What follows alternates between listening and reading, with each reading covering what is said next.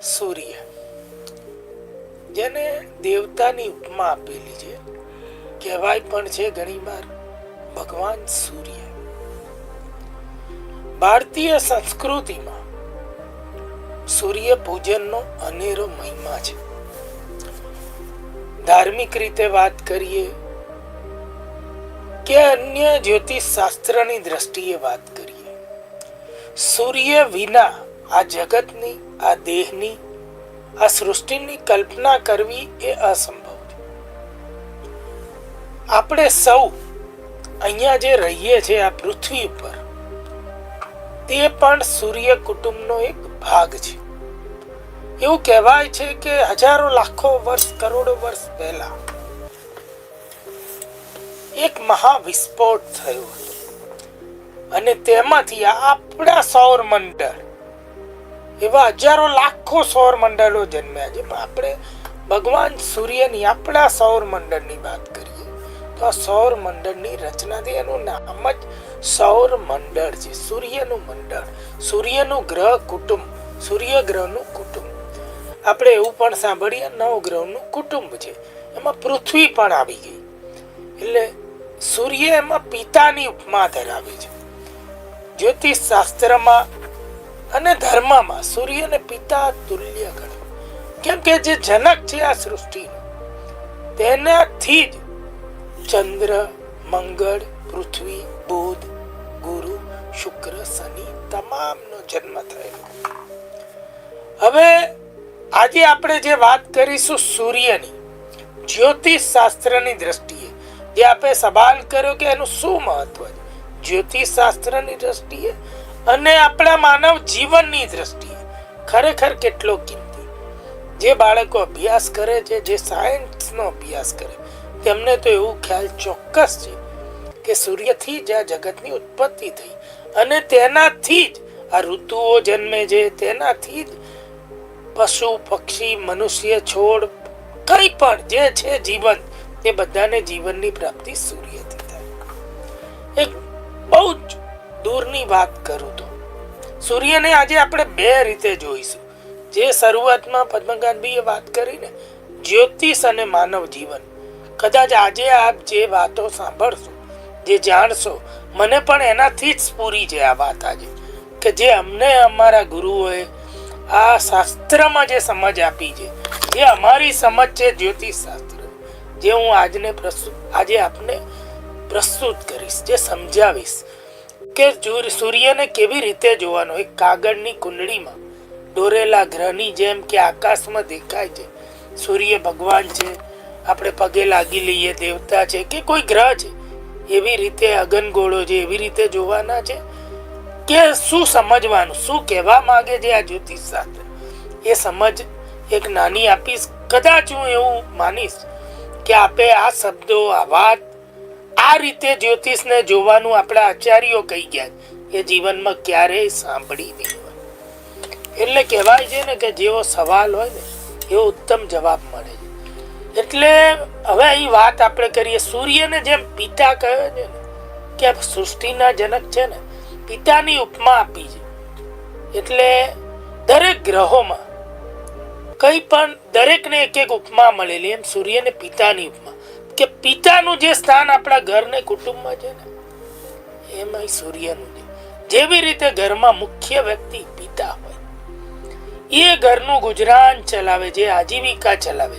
સૂર્યને પિતા અને રાજાની ઉપમા મળી. આ બહુ સમજવાની. આ કોઈ ઋષિમુનિઓ એમને એમ નથી કહ્યું, આ જીવનમાં ઉતારવા માટે કહ્યું છે. ગ્રહો કેવી રીતે અસર કરે, શું અસર કરે છે, એ બહુ ચિંતન મનનનો વિષય છે. કેવળ દોરા ધાગા, તાંત્રિક માંત્રિક વાતો, આડી અવડી વાતોનો વિષય નથી. જીવન બદલાઈ જાય. લોકોના જીવનમાં સુખ અને દુઃખ આ જ ગ્રહોથી આવે છે. કેમ કે એમને સમજ નથી. આજે કદાચ આ થોડી વાત થોડી લાંબી પણ થઈ જશે, પણ એ જો જીવનમાં ઉતરી ગઈ ને તો દરેકને સૂર્યની કૃપા પ્રાપ્ત થઈ જ જશે. એટલો જબરજસ્ત મહાન તેજસ્વી ગ્રહ કે સૂર્ય દેહનો કારક છે. જો અહીં ઉપમા જ્યારે આપીને એવું કહ્યું સૂર્ય દેહનો કારક. દેહ ક્યાંથી આવ્યો કે આપણે અહીં જીવન લીધું પૃથ્વી પર, એનો કારક. એને જ પિતાની ઉપમા આપી આ પિતા હતા તો આપણને તેમના શુક્રાણુથી આ દેહ મળ્યો. આ જીવનમાં જાણવાનું ઋષિમુનિ એમને એમ નહીં. અને એ જ પિતાએ આપણું ગુજરાન ચલાવ્યું, આપણા ઘર પરિવારને કઈ બધું મળે છે. એટલે પિતાની ઉપમા, એ પિતાને રાજા સમાન, કે ઘરના તો એ રાજા છે મોભી, એનું માન સન્માન જળવાય. એ જે એટલા બળવાન એ પ્રમાણે ઘરવાળાને બધી સુખ સુવિધા મળે.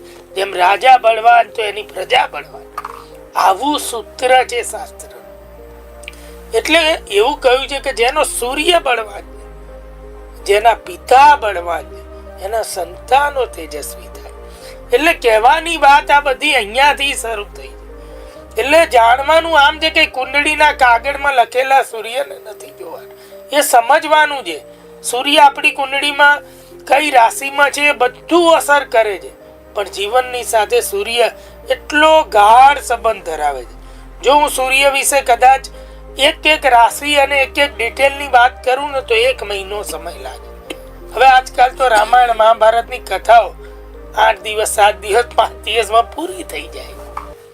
તો હવે સૂર્ય વિશે જો આપણે ખાલી રાશિની અને સૂર્યની માનવ જીવનની અસરની વાત કરીએ ને તો 1 મહિનો પૂરો થઈ જાય. હું સતત સવારથી 10 કલાક બોલું તો એટલે એવી રીતે માનવ જીવન, એ જ રીતે આપણને બધું મળ્યું છે. આ દેહ મળ્યો છે.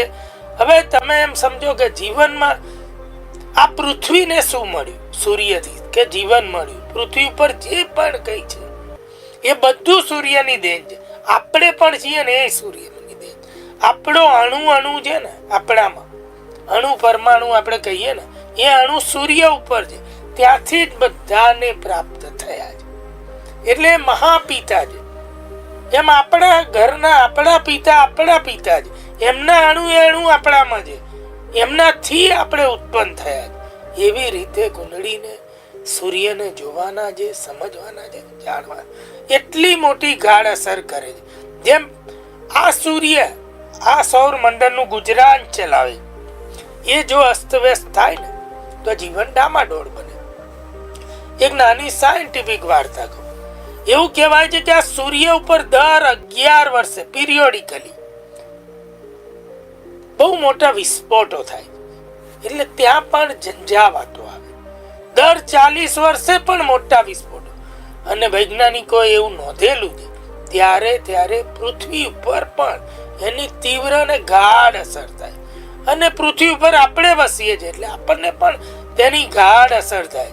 એ પ્રમાણે ઋતુમાં ફેરફાર, તોફાનો, વધારે પડતો વરસાદ, વધારે પડતી ગરમી, એ કઈ ને કઈ ઉત્પાતો જે પૃથ્વી ઉપર આવે છે ધરતીકંપ સહિત, એ આ સૂર્યના વિસ્ફોટને કારણે.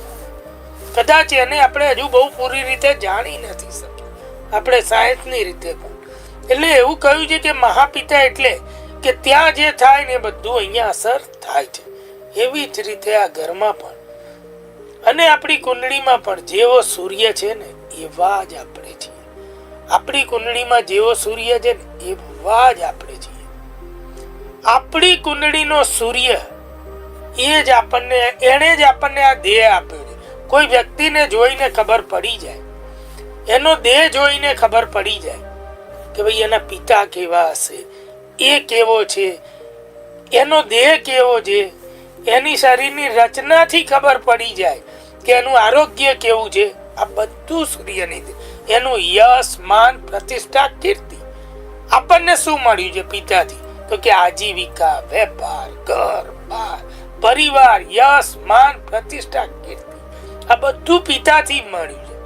એટલે એ મહત્વ જે જાણે છે, એટલે સિદ્ધાંત અહીં ઋષિમુનિ એવું કહે છે કે જેને સૂર્યની કિંમત છે ને, એટલે જેને પિતાની કિંમત છે, એ જ લોકોના જીવનમાં યશ, માન, પ્રતિષ્ઠા, કીર્તિ અને સન્માન એ આવે જ છે. એ તેજસ્વીતા એની બની જ રહે છે. એને જ સુંદર ઉત્તમ આજીવિકા પ્રાપ્ત થાય છે. એનું જ કર્મ બળવાન બને. એક પિતાની અનેક સંતાનો, પણ કોઈકમાં જ કંઈક ઓજસ ઉતર્યું હોય અને કુંડળીમાં એક ગ્રહ એવો બળવાન બની ગયો. એ કુંડળીમાં સૂર્ય બળવાન બન્યો. એક જ મા બાપના સંતાન 10 હોય, 10 નો સૂર્ય બળવાન હોય જરૂરી નથી. એટલે મેં કીધું કે 1 મહિનો થાય વાત કરતા. પણ એ જ મા બાપની સંતાન છે. તો કેમ એવું નહીં? તો કે જેનો સૂર્ય જેટલો બળવાન, બધા એક જ ઘરમાં જન્મ્યા છે છતાં પણ એટલું જ એને એવું કહેવાય કે પિતાનું બળ મળ્યું છે.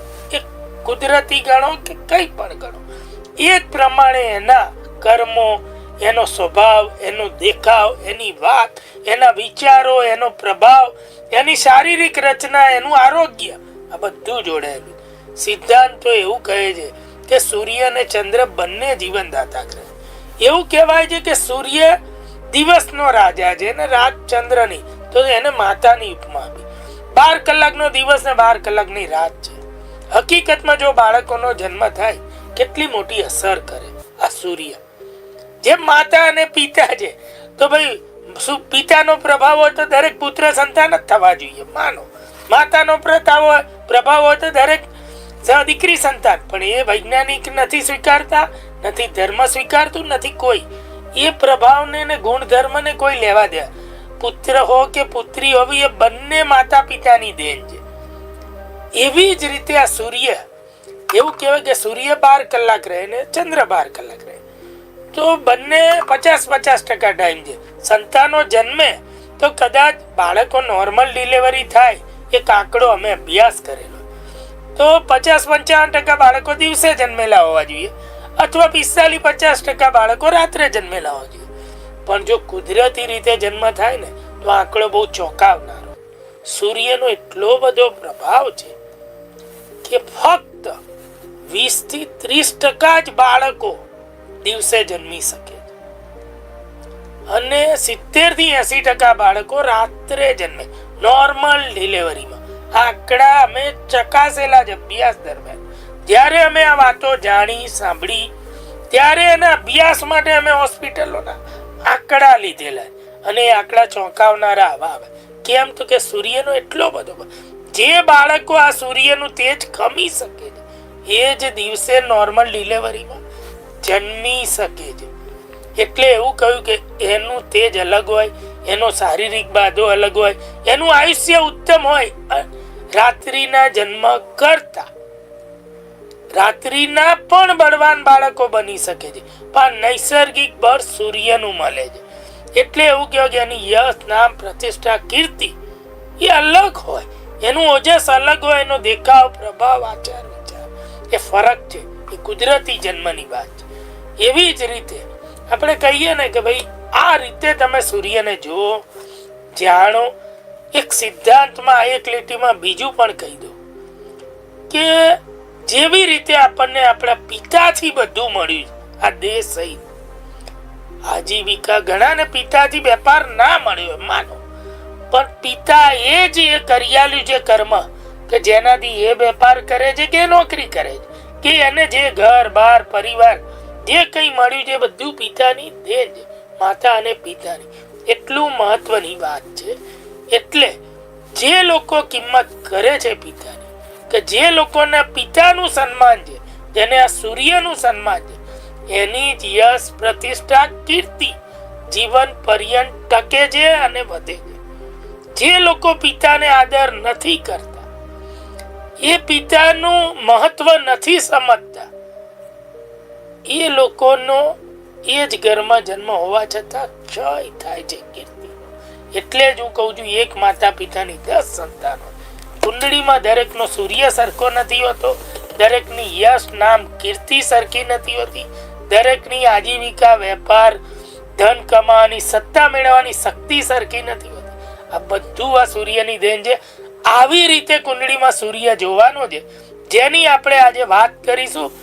આ જાણશો તો હવે સૂર્ય ગ્રહ જે માનવ જીવન ઉપર ને આપણા જીવનમાં કેવી અસર કરે, તો કે જેનો સૂર્ય સારો હોય એનું ઉત્તમ દેહ મળે, એટલે આ શરીર સરસ મળે, સ્વસ્થ, તંદુરસ્ત, પ્રભાવી, ઉત્તમ શરીર. સૂર્ય સારો તો ઉત્તમ પ્રભાવી માણસ, પરાક્રમી માણસ, તેજસ્વી માણસ, સત્તા ધરાવનાર માણસ, કીર્તિ ધરાવનાર માણસ, યશ, પ્રતિષ્ઠા, માન, મર્તબો ધરાવનાર માણસ. બાળપણથી ખબર પડી જાય. જેમ મેં વાત કરી ને કે એક માતા પિતાના 10 સંતાનો, પણ જેનો સૂર્ય બળવાનો હોય ને એ બચપનથી અલગ તરી આવે. એનું બુદ્ધિ, સમજ, માન, મર્તબો, એની બોલ ચાલ, બુદ્ધિ, વિવેક, ચતુરાઈ બધું એનું અલગ હોય. એટલે કહેવાનો મિનિંગ એ છે. હવે જો બુદ્ધિ ને ચતુરાઈની વાત કેમ કહું છું કે સૂર્યને બળ બુદ્ધિના દેવતા પણ કહે. આ હનુમાનજી છે ને એમના ગુરુ છે. આપણે ધર્મની વાતોમાં જાણ્યું છે કે બજરંગ બલીને પણ ભગવાન સૂર્ય વિદ્યાની પ્રાપ્તિ કરાવે. અષ્ટનિધિ, નવનિધિ ની વિદ્યાઓ પણ ભગવાન સૂર્ય પાસેથી તેમણે પ્રાપ્ત કરી. એટલે કહેવાનો મિનિંગ એ છે કે ભગવાન સૂર્યની હોય કૃપા તો આપણી બુદ્ધિ, વિવેક, ચાતુર્ય ઉત્તમ રહે અને એનાથી ધન, ઐશ્વર્ય, સમૃદ્ધિ, માન, યશ, પ્રતિષ્ઠા, કીર્તિ આ બધું આપણને સહજ મળે. જેને સહજ મળ્યું છે ને એ કઈ એમને એમ નથી. એટલે કોઈ શીખવાડવા નથી આવ્યું, પણ એ બાળક એની બુદ્ધિમત્તા એ બધું આ જન્મના સૂર્યની દેન. એને વધારે ખીલવી શકાય છે અને હોય એને નિસ્તેજ પણ કરી શકાય. કેટલા લોકો એવા પણ જીવનમાં જોયેલા છે, ઓછા બને પણ એમનો એવા પ્રતાપી ઘરમાં જન્મ્યા હોય છતાં પણ એમનું તેજ નિશ્ચેજ થતું જાય. એમનો કુંડળીમાં સૂર્ય પણ સારો હોય પણ એ બીજા અન્ય ગ્રહના પ્રભાવથી અથવા ખોટા કોઈક એવી સંગતોના પ્રભાવથી પોતે નિશ્ચેત બની જાય અને ખતમ થઈ જાય. તમે આજે ઇતિહાસ ઉઠાઈને જુઓ, રાજા મહારાજાઓ, આજની વાસ્તવિકતા જુઓ, આજના લોકો જુઓ, ચાહે ઉદ્યોગપતિઓ જુઓ કે કોઈ દુનિયાના, ભારત સહિત દુનિયાના તમે જેને વાંચવા હોય એને વાંચો, જાણો, જુઓ કે એ લોકોને એમના પિતાથી મળ્યું. જેણે પોતાના પિતાનું માન, સન્માન, યશ, પ્રતિષ્ઠા જાળવી રાખી, સાચવી રાખી, એ મુજબ ચાલ્યા છે. એ બધા લોકોએ પ્રગતિ કરી છે, નામ કર્યું છે, કામ કર્યું છે અને આજે પણ એ ઉપર છે. જેણે નથી જાણવી રાખી એવા પણ કેટલાય લોકો આજે જગતમાં છે. એમની પાસે ધન, સમૃદ્ધિ, નામ, પૈસા હતા, પતી ગયા. કેટલા લોકો નિસ્તેજ થયેલા, ખતમ થયેલા લોકો. તો ક્યાં ને ક્યાં એ અસરો એ આ સૂર્યની થઈ છે. આવી રીતે આ જાણો, આ સૂર્યને આવી રીતે સમજો, આટલી મોટી ગાઢ અસર કરે. એટલે જીવનમાં કહું છું ને, બધું આપણને સૂર્યથી પ્રાપ્ત